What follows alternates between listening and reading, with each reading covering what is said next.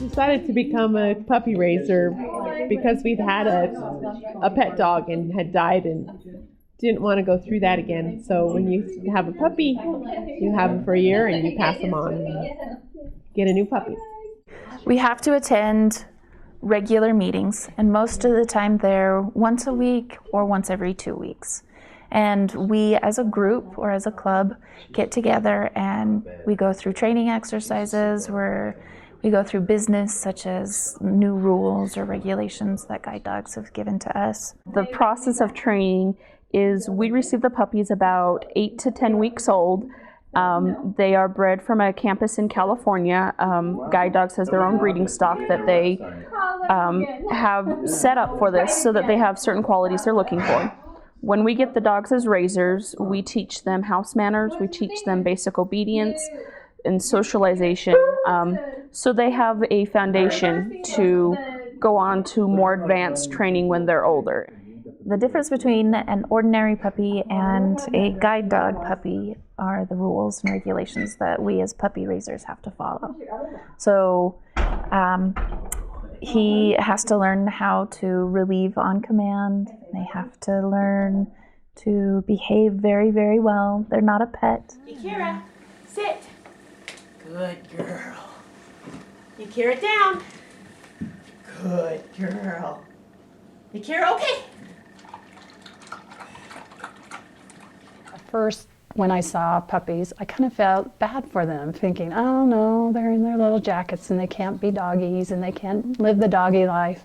But let me tell you, after being involved with this program, there is no way that a dog can be involved with this situation and go places and be this calm and this well-behaved without their needs being met, without them being balanced, without them getting their opportunities when they have their jacket off to run, to go for walks, to go crazy in the backyard when their jacket is off. The guide dogs do get to play like the other dogs. They only get about 15 minutes twice a week with hard play with other dogs. When we have them as puppies, they have some limitations in what they can do in play. They can't play fetch when they're puppies, though once they're partnered with their guide dog, some of them do learn to play fetch. Labs can get very distracted by fetch games and obsessed with it. So as a puppy, they're limited with that so that they don't see something flying by and go after it instead of doing their job. They get to play tug, they get to play lots of other kinds of games, but not fetch. We've loved every dog we've had, and this is our 5th one that we're raising now, and they feel like children.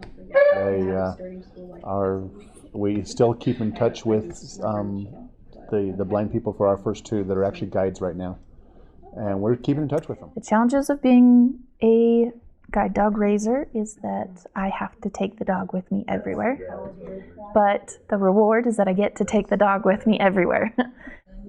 The biggest reward for puppy raising is when you see your dog partnered with their blind person and the impact they have in their life.